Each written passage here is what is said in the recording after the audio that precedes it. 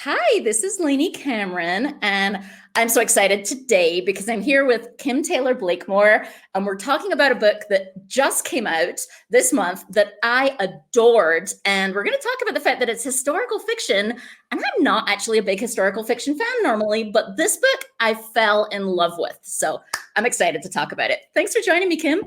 Thank you. I'm so happy to be here. So let's start by telling me a little bit about After Alice Fell. Give us a little summary, and then we'll talk about your inspiration for it. Great. So, After Alice Fell is a historical thriller, and it involves a woman named Marion Abbott, who has just come back from the Civil War.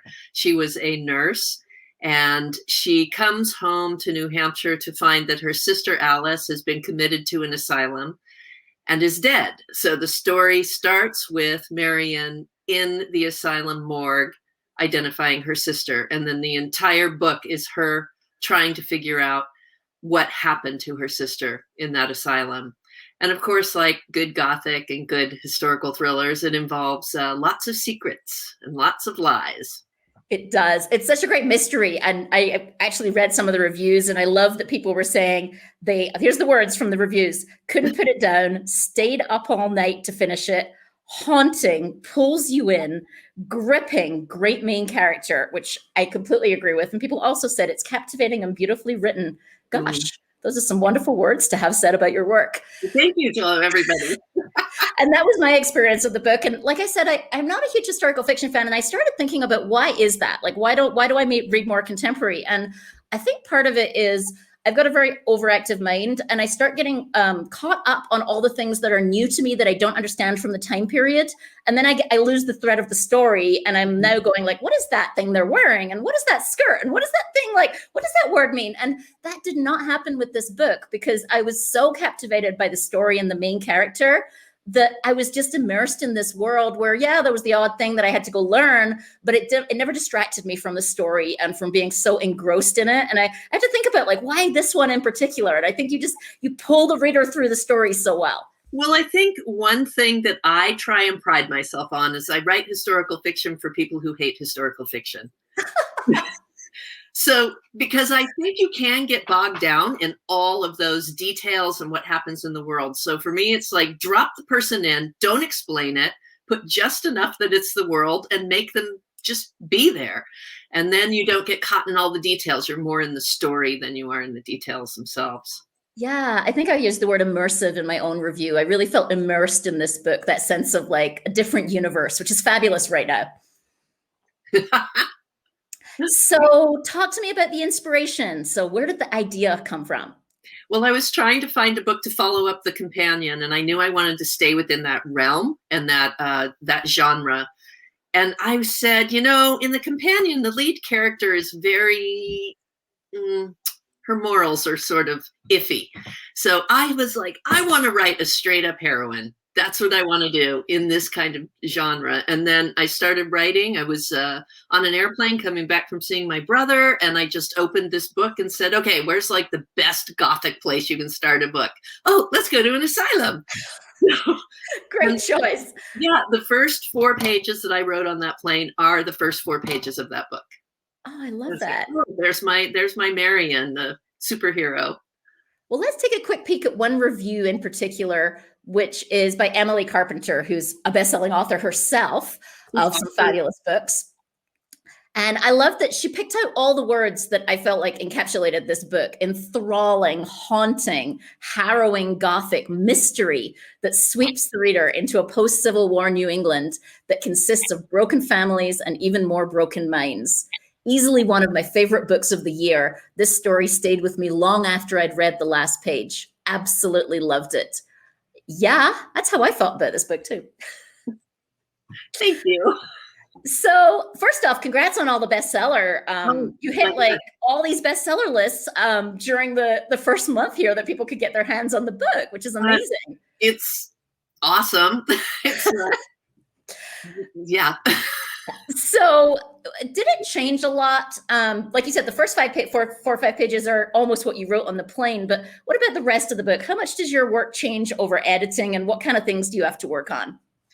I had a pretty a tight deadline. So I wrote the book in about 8 months. And the hardest thing for me was there were some chapters that I moved around about 5 times. So chapter 12, if any of you read this book, I think that's the asylum chapter. I moved like 20 times up and down. Where's it go? Where's it go? Where's it go? So, but one thing that I think was really important for me and for anybody who's watching who's a writer is I wrote forward. And then if I knew I had to make a big change, I just put a note and said, go back and do it later. That's great. I'm actually going through some of the same thing right now. I just did my first draft and I'm revising, and I'm having that experience of like, okay, do I go back and fix things, or do I just keep going and then I'll have to come back anyway? So your advice is just keep going. I do believe that. And I think that what happens is if you write forward, you're going to see the big arc of the story that may not be the one you thought you had to be in the beginning. So when you get to the end, you're like, that's what the story's about. So when you go back and fit in all those elements, some of them will fall away that you thought needed to be there. Definitely. And I think that it works really well. I killed a book because I over edited it, and I never got past chapter 10. Wow. So I have a beautiful, beautiful women's fiction book in my drawer that's gotten to chapter 10. That is great writing advice. Is there anything else you say when you're talking to folks who want to be you with the #1 bestseller in multiple categories, but they're maybe a bit earlier in the journey? I say write forward. I really, truly believe that. Write forward, finish the book.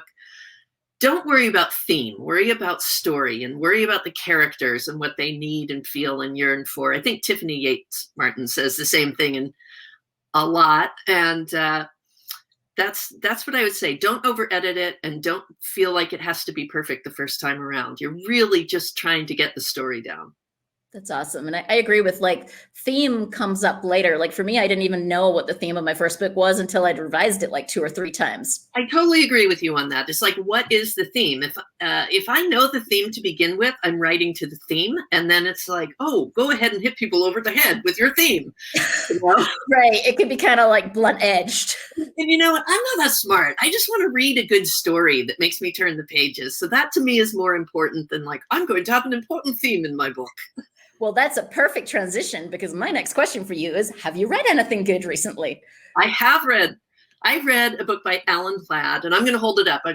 Please. This is called Churchill's Secret Messenger by Alan Platt. It comes out on April 27th. I was lucky enough to read it to blurb it. And it is a fantastic book about a woman who worked with the Secret Service in Britain and then went to France as a spy in World War II. And it's a beautiful, beautiful book. So I highly, highly recommend it. Awesome. When did you say it's coming out? It's coming out April 27th. Awesome. Really close. So before we wrap up and tell people where they can connect with you, anything else you wanted to say while we're chatting here? I just love what you do. That's what I want to say. I just love the community that you build, Lainey. And thank you. Oh, thank you so much. And this is fun. You know, this writer's life can be kind of lonely, right? Like I'm an extrovert. And when I started writing and I realized that I'd be, me talking to a computer screen most days, it was a little like scary for me. I'm like, oh no, now it's just me and my computer. I just have to talk to myself all day. And so I love that I get to hear the insight of other authors. And it also keeps me kind of sane along the way as well. So I have a slide here on how people can connect with you. You are at Kim Taylor Blakemore Books on Instagram, and you share a lot of cool stuff on Instagram around the history. You can actually see some of the photos here, which I think gives a lot of insight behind the book. I love that you kind of take people more into the background of how you got to different pieces of the historical piece of this, which is lovely. And you're at kimtaylorblakemore.com, and that has all your other social medias as well. And you also have a great newsletter. I know you also explain a lot of the historical pieces in your newsletter as well. Yeah, I love research, so I love sharing it. It's almost like a way to put all the research that you're not allowed to put in the book, because then it would be an info dump. You can put it in the newsletter and explain it on Instagram and other places. That's right. So 3 days of research ends up being 1 sentence in a book. It's insane, isn't it? Yeah. I think even more so for historical, like I'm trying to limit myself this time in a contemporary book, because I could research like hostels in Greece for 4 days just to name the place that they are. But at this point, who cares? Exactly. I mean, I have things like the history of underclothes. Well, I just want to say thank you for writing such an immersive, beautiful book. And also thank you for taking the time to join me today. It was an honor and a pleasure. Thank you so much, Lainey. Bye. Bye.